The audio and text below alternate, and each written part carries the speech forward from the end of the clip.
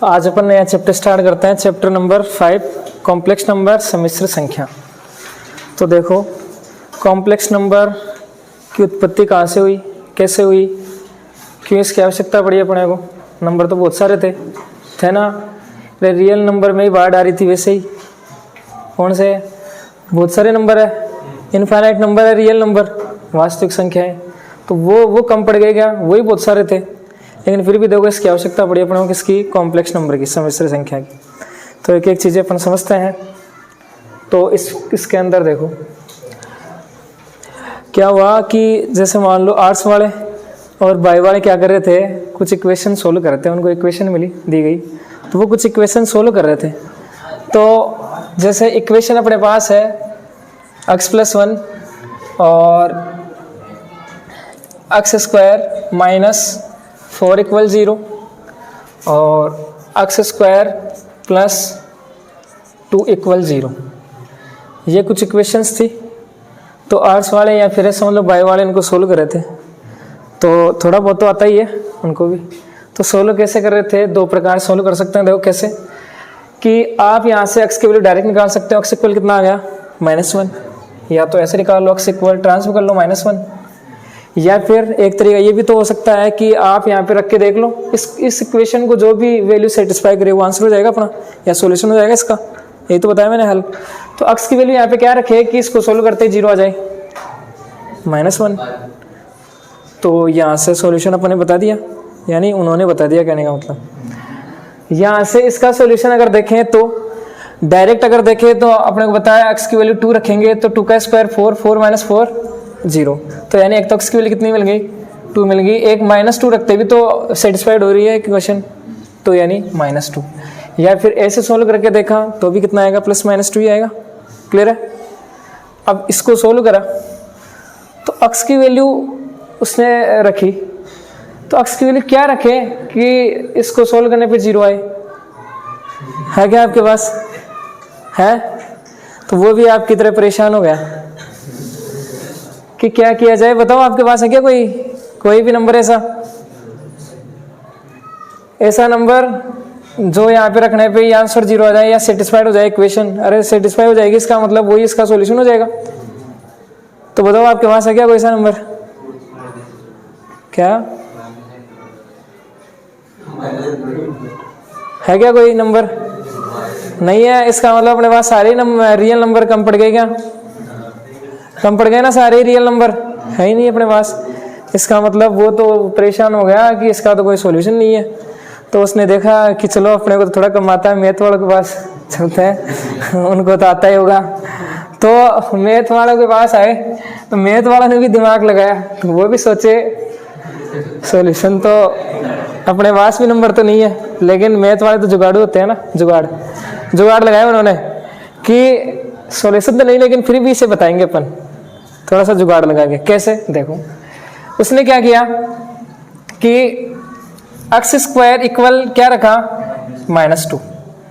x equal root कितना हो गया, -2 प्लस माइनस हो गया। ये इतना तो बायो वाले ने भी सोल्व कर लिया, आर्ट्स वाला ने। लेकिन उसके समस्या ये आ गई कि उसने 10th क्लास तक यही पढ़ा था, क्या कि ये तो एक कौन सी संख्या है, काल्पनिक संख्या है, ये दुनिया में एग्जिस्ट ही नहीं करती, ये तो दिखती ही है बस, होती नहीं है ऐसी संख्या कोई। तो इस वजह से उसके दिक्कत आ गई।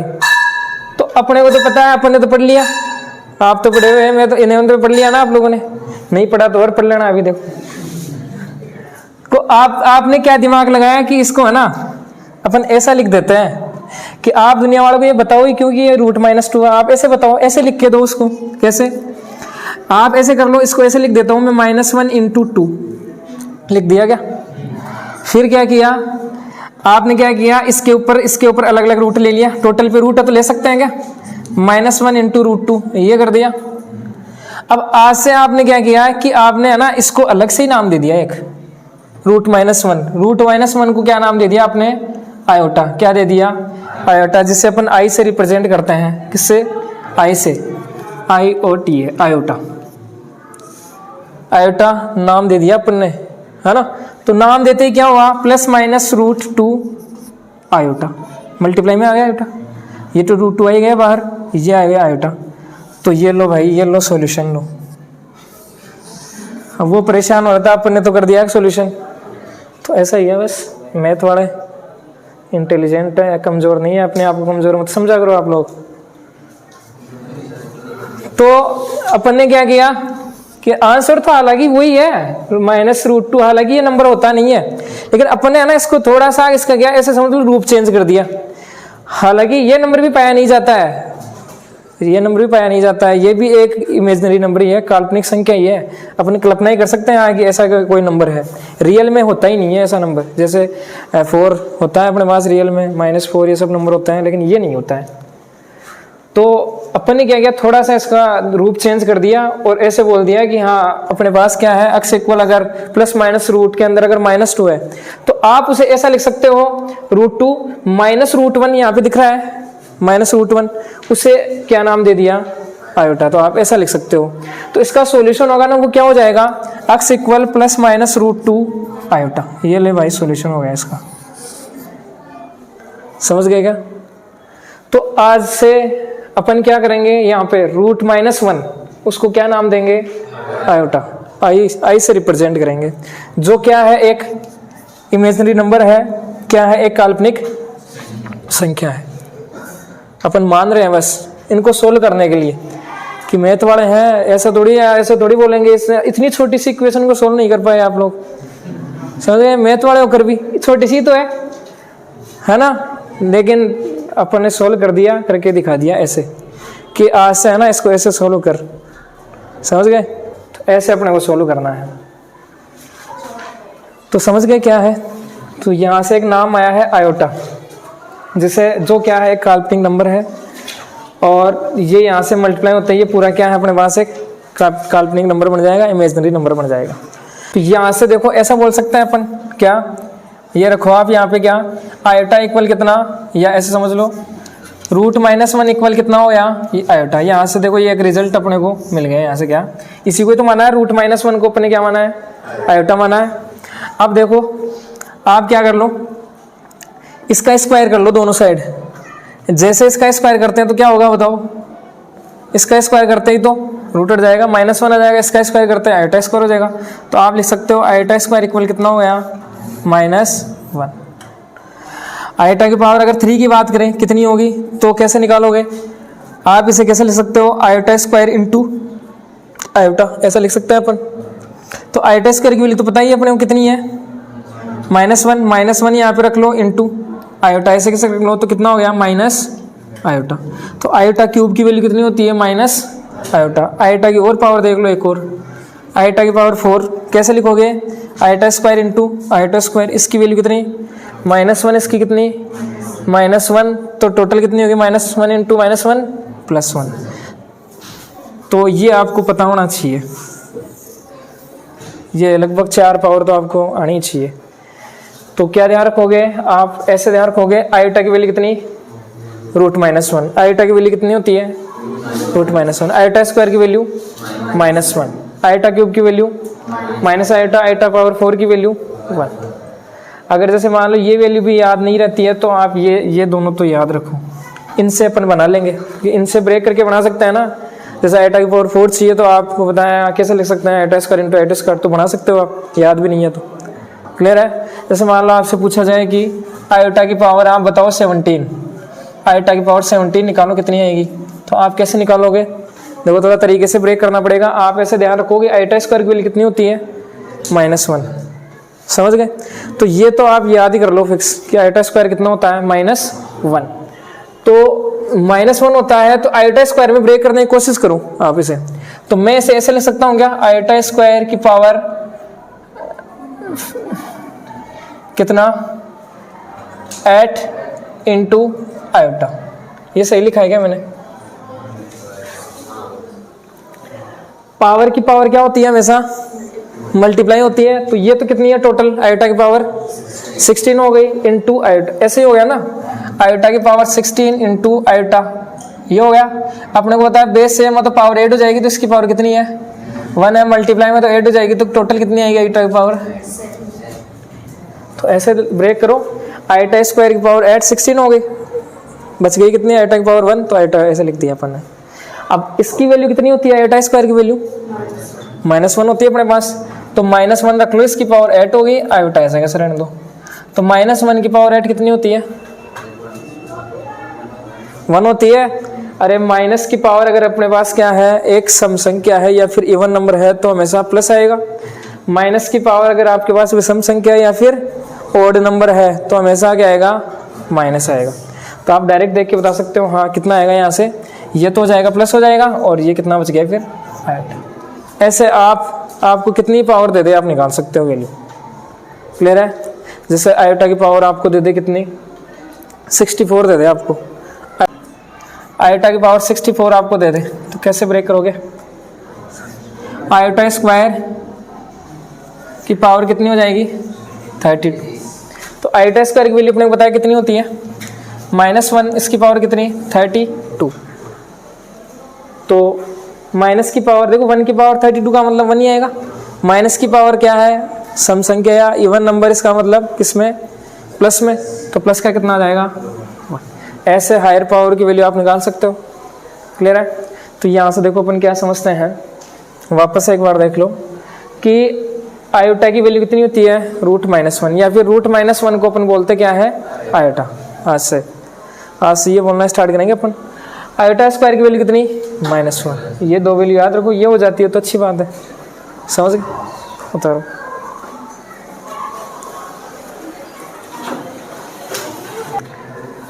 और देखो इसके बाद में अपने पास इस टाइप से अगर इक्वेशन है x² + x + 1 = 0।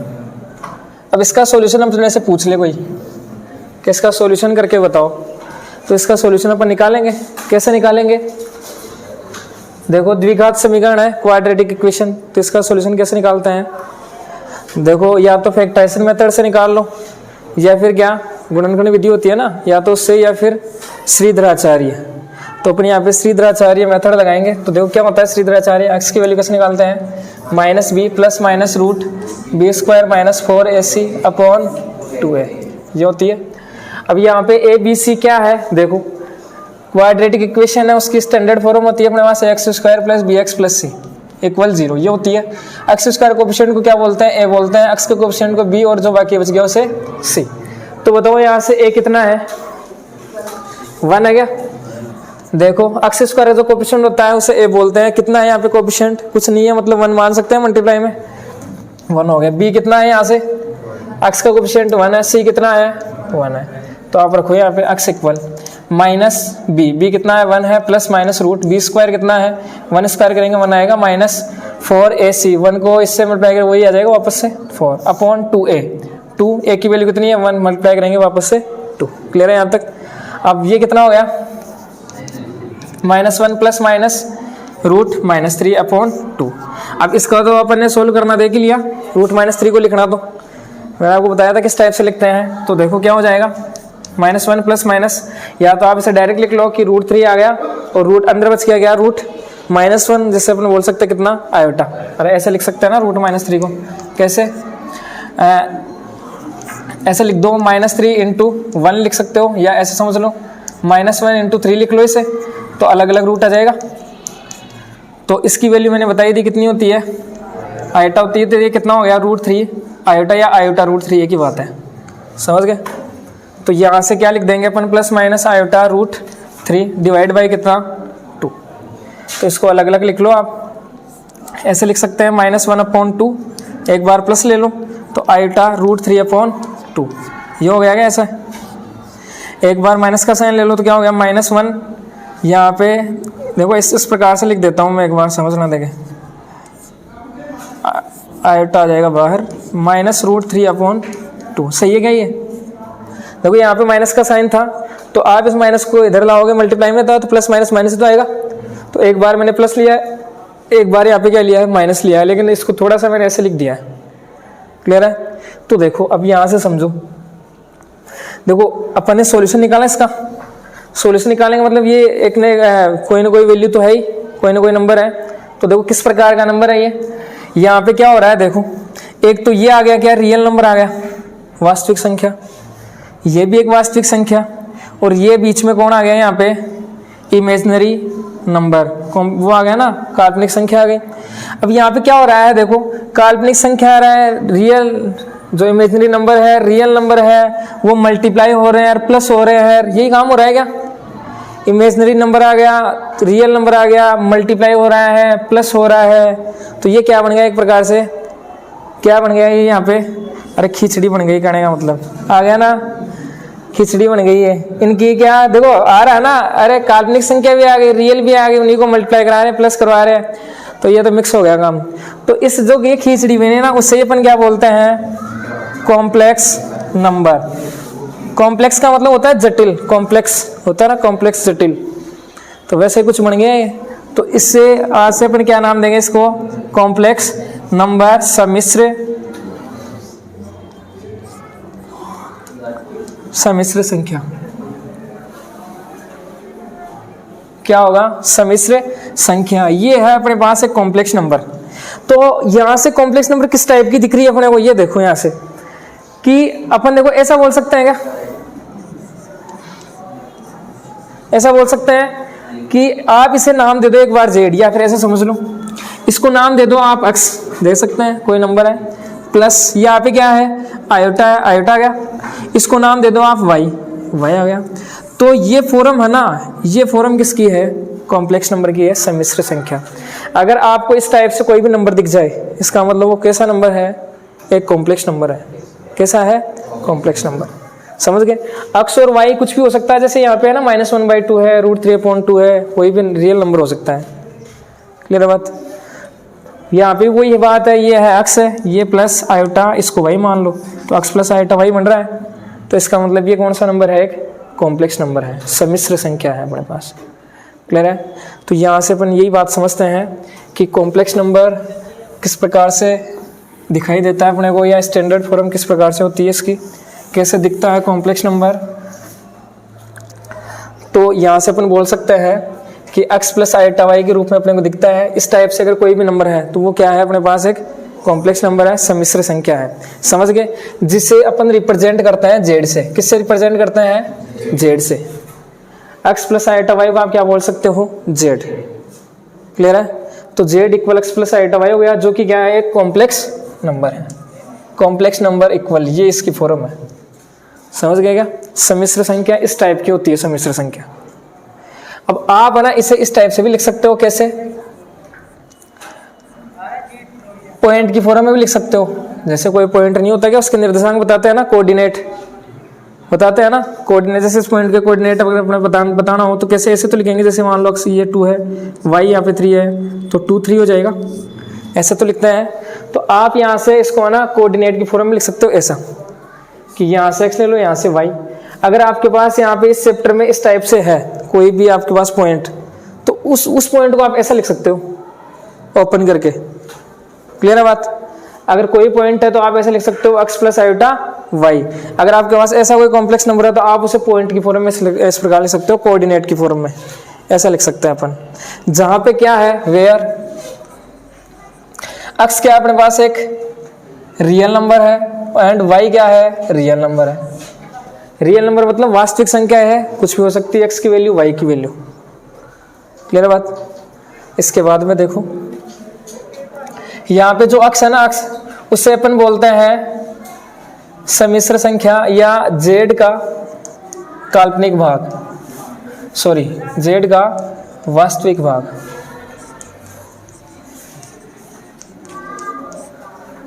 z का वास्तविक भाग, ये z अपने पास कॉम्प्लेक्स नंबर है, इसका वास्तविक भाग कौन सा होगा? इसका ये होगा, कौन सा होगा? ये कौन सा? अक्ष। यानी इसे अपन बोल सकते हैं इंग्लिश में कैसे लिखेंगे? रियल पार्ट ऑफ जेड, इस टाइप से लिखते हैं इसको। और आपको यही ध्यान रखना है ना, इसका मीनिंग समझना। ये क्या है? Real part of Z, Z का रियल पार्ट। तो कैसे बताओगे? समझ लेना, जेड का रियल पार्ट कौन सा होगा? शुरू वाला अक्ष। क्लियर है?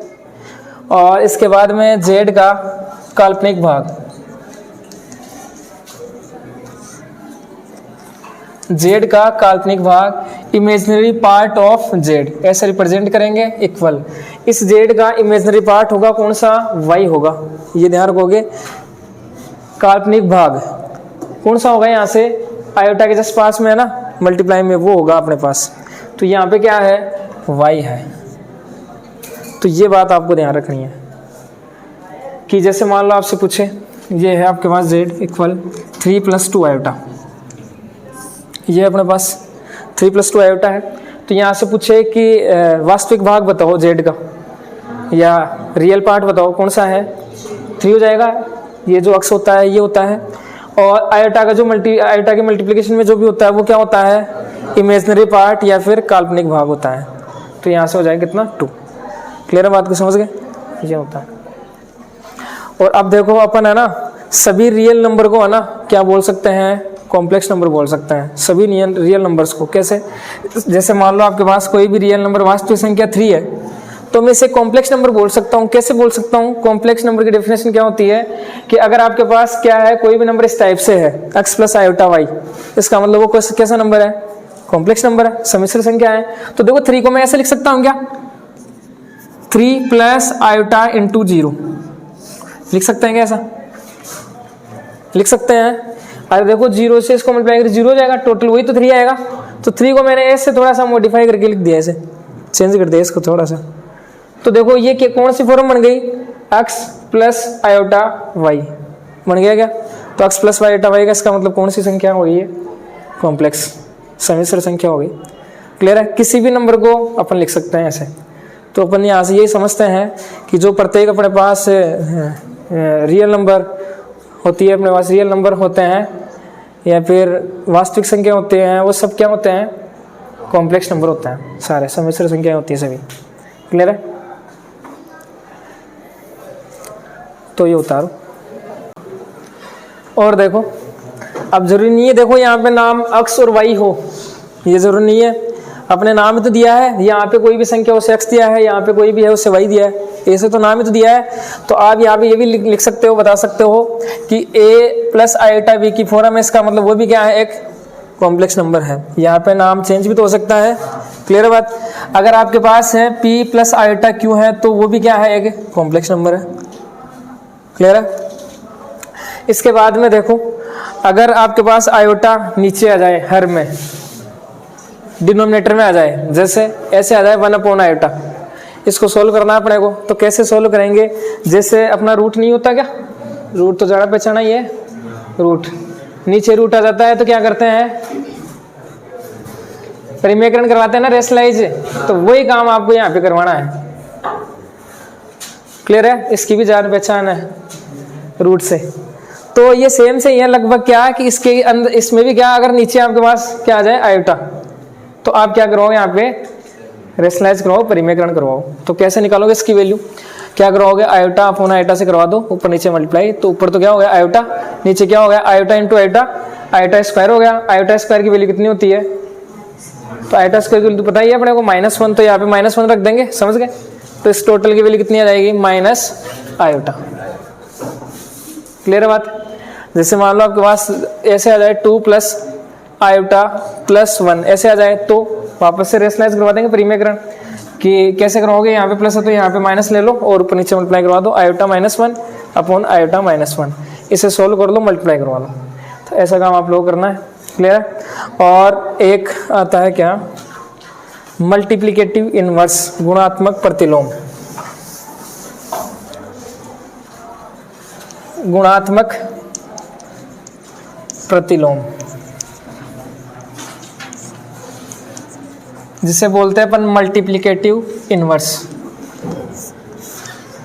देखो ये क्या होता है, आपके पास कोई भी एक क्या है कॉम्प्लेक्स, आपके पास एक क्या है कॉम्प्लेक्स नंबर है, सम्मिश्र संख्या, कॉम्प्लेक्स नंबर z है। अब कॉम्प्लेक्स नंबर का अपन क्या निकालेंगे, गुणात्मक प्रतिलोम निकालेंगे।